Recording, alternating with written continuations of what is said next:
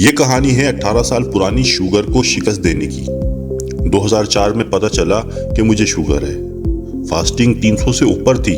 گلوکوفیج 250 ملی گرام سے سفر شروع ہوا اور 2007 میں ایک ڈاکٹر مجھے انسولین پر لگانے لگا۔ فروری 2022 تک کافی دفعہ کھاتا تھا اور HbA1c 7.5 سے نیچے نہیں آتا تھا۔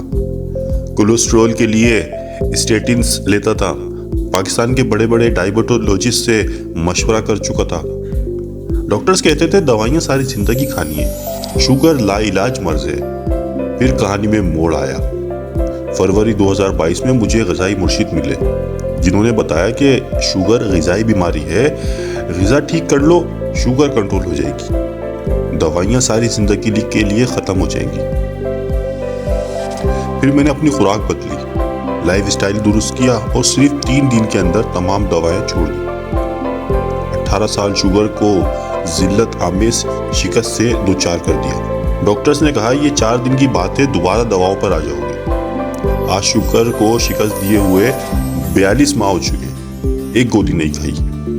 Sugar control, cholesterol control, uric acid control, تازہ HbA1c 5.7 پر آیا ہوا ہے۔ اب آپ بتائیں، اب آپ کب تک شوگر مافیا کے ہاتھوں لوٹتے رہیں گے اور کب تک دوائیں اور انسولین لگا کے اپنی صحت کے ساتھ کھیلتے رہیں گے؟ میرے اس چینل کو سبسکرائب کریں اور ہم اگلی ویڈیو میں آپ کو بتائیں گے کہ کس طرح سے اور کن غذا سے میں نے اپنے آپ کو اس بہتری کی طرف لے کر آیا ہوں۔